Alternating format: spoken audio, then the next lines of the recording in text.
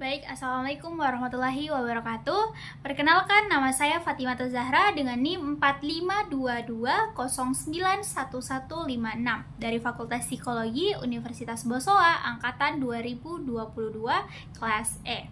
Kali ini saya akan melanjutkan penjelasan saya dari video-video sebelumnya yang kemarin sudah membahas mengenai hakikat penelitian kuantitatif. Nah, saat ini kita masuk pada penelitian kualitatif. Nah, sebenarnya apa sih itu dari penelitian kualitatif? Jadi, untuk mengadakan pengkajian yang lebih luas tentang penelitian kualitatif, perlu dikemukakan definisi berdasarkan pendapat para ahli. Nah, ada beberapa pendapat dari para ahli mengenai penelitian kualitatif ini. Nah, Bogdan dan Taylor mendefinisikan bahwa metodologi kualitatif sebagai prosedur penelitian yang menghasilkan data deskriptif berupa kata-kata tertulis atau lisan dari orang-orang dan perilaku yang dapat diamati. Jadi, untuk penelitian kualitatif ini berbanding terbalik dengan penelitian kuantitatif, di mana penelitian kualitatif ini lebih menekankan atau mengutamakan dari lisan dan kata-kata, dan bentuk akhirnya nanti itu deskriptif, bukan angka. Nah, kemudian ada juga penulis buku penelitian kualitatif yang lain berpendapat bahwa penelitian kualitatif adalah penelitian yang menggunakan latar alamiah dengan maksud menafsirkan fenomena yang terjadi dan dilakukan dengan jalan melibatkan beberapa metode yang ada. Nah, selanjutnya itu ada dalam penelitian kualitatif, Creswell dalam Sugiono 2013, dia menyatakan bahwa penelitian kualitatif itu berarti proses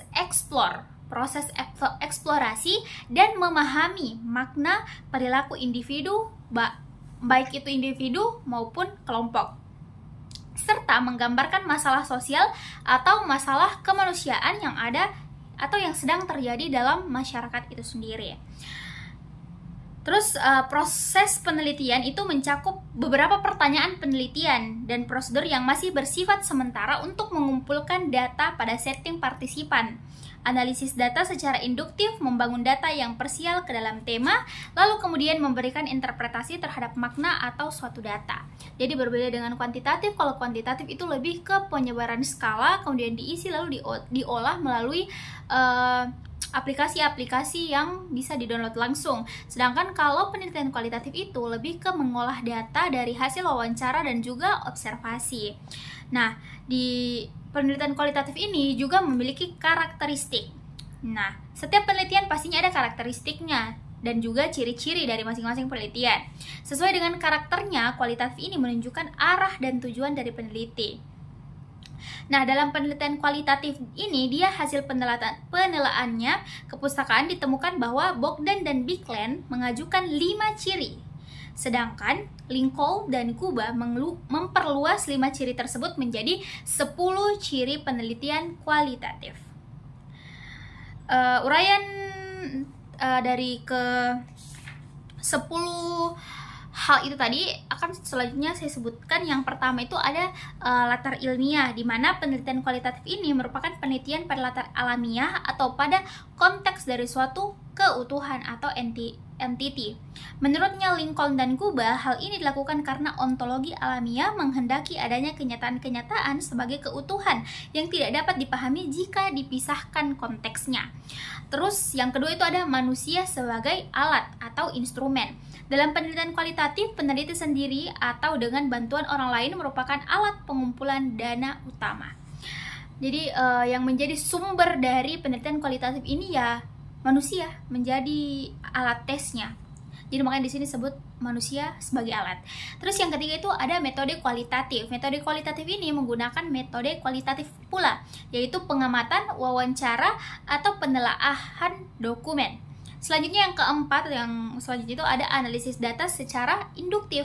Penelitian kualitatif ini menggunakan analisis data secara induktif karena beberapa alasan. Nah, yang pertama alasannya itu karena proses induktif lebih dapat ditemukan kenyataan-kenyataan yang jamak sebagai yang terdapat dalam data. Yang kedua, analisis induktif lebih dapat membuat hubungan penelitian dengan respon menjadi eksplisit.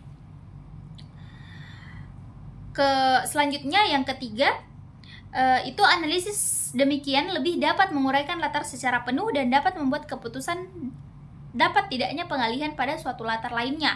Selanjutnya yang keempat itu analisis induktif lebih dapat menemukan pengaruh bersama mempertajam hubungan-hubungan. Dan yang kelima analisis demikian dapat memperhitungkan nilai-nilai secara eksplisit.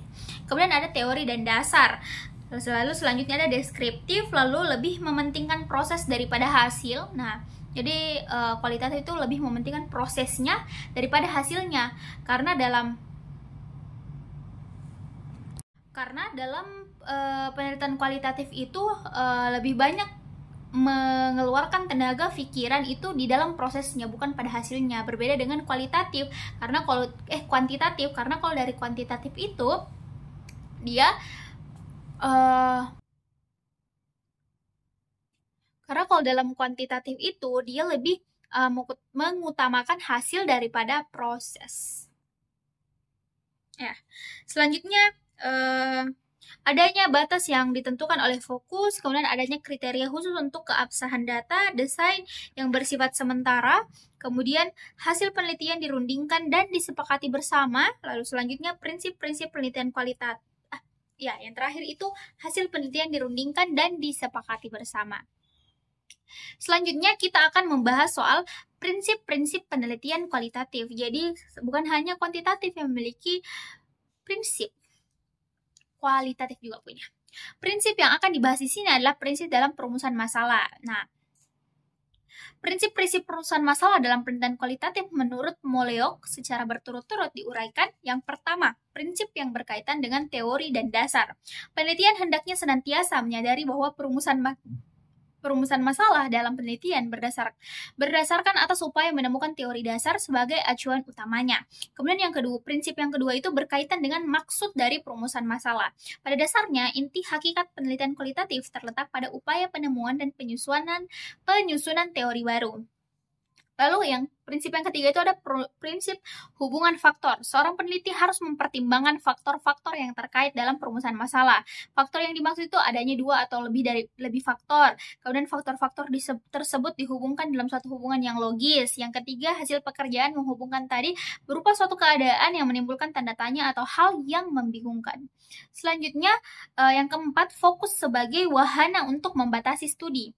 Nah, seorang peneliti pasti memiliki orientasi teorinya atau paradigma sendiri, barangkali berdasarkan pengetahuan sebelumnya ataupun berdasarkan pengalaman yang pernah dirasakan oleh sang peneliti itu.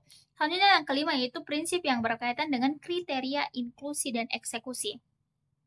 Ketika peneliti terjun ke lapangan, ia akan kebanjiran data, baik melalui pengamatan, berperan serta, wawancara mendalam, analisis dokumen, dan sebagainya. Nah, perumusan fokus yang baik yang dilakukan sebelum peneliti ke lapangan dan yang mungkin disempurnakan pada awal ia terjun ke lapangan akan membatasi peneliti guna memilih mana yang relevan dan mana pula yang tidak relevan untuk dimasukkan dalam proses penelitian. Selanjutnya ada prinsip yang berkaitan dengan bentuk dan cara perumusan masalah. Ada 3 perumusan masalah. Yang pertama secara diskusi, kemudian yang kedua secara proporsional, dan yang ketiga itu secara gabungan, yaitu terlebih dahulu disajikan dalam bentuk diskusi. Selanjutnya ada prinsip ketujuh, yaitu prinsip sehubungan dengan posisi perumusan masalah. Hal yang dimaksud posisi di sini tidak lain adalah kedudukan untuk perumusan masalah di antara unsur-unsur penelitian lainnya. Kemudian yang kedelapan itu prinsip yang berkaitan hasil penelaahan kepustakaan. Penelaahan keputusan dalam perumusan masalah tidak bisa diabaikan karena pada dasarnya rumusan masalah ini tidak bisa dipisahkan dan hasil penelaahan kepustakaan yang berkaitan. Selanjutnya ada prinsip yang berkaitan dengan penggunaan bahasa. Rumusan masalah juga disajikan sebagai bagian yang tidak terpisahkan dari unsur lainnya pada waktu penelitian mempublikasikan hasil penemuannya di majalah ilmiah ataupun di koran. Itu perlu menggunakan bahasa yang mudah dimengerti oleh orang lain. Oke, selanjutnya kita masuk pada prosedur penelitian kualitatif. Prosedur penelitian kualitatif ini ada tahap-tahapnya, teman-teman. Jadi yang pertama itu ada tahap pralapangan. Di tahap pralapangan ini ada menyusun rancangan penelitian, memilih lapangan penelitian, kemudian mengurus perizinan, lalu itu menjajaki dan menilai lapangan, lalu memilih dan memanfaatkan informasi, menyiapkan perlengkapan penelitian, persoalan etika penelitian yang perlu dipahami. Lalu kemudian yang kedua, Setelah tahap pralapangan, ada tahap pekerjaan lapangan. Di tahap pekerjaan lapangan ini terdapat memahami latar penelitian dan persiapan diri. Kemudian setelah itu penampilan peneliti, kemudian pengenalan hubungan peneliti dengan lapangan, lalu jumlah waktu penelitian yang digunakan.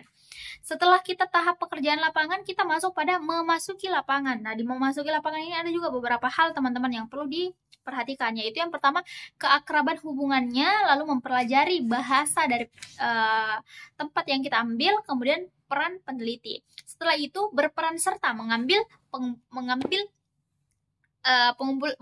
data. Nah, dalam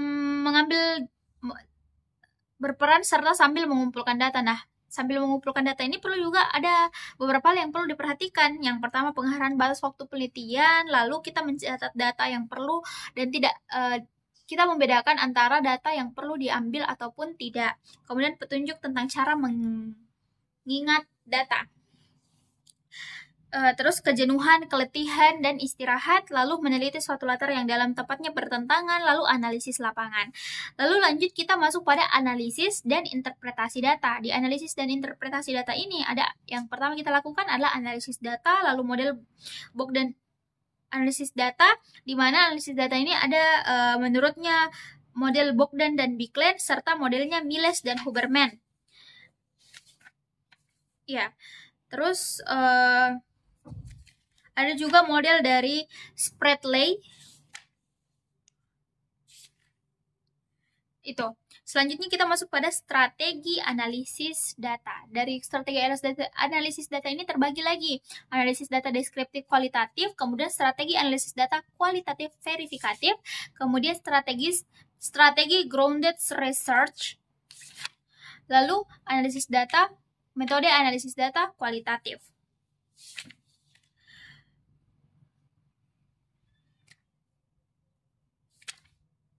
Oke teman-teman, mungkin itu saja yang bisa saya sampaikan pada video kali ini. Semoga apa yang saya sampaikan bisa dipahami dengan baik. Saya akhiri, Assalamualaikum warahmatullahi wabarakatuh, dan terima kasih.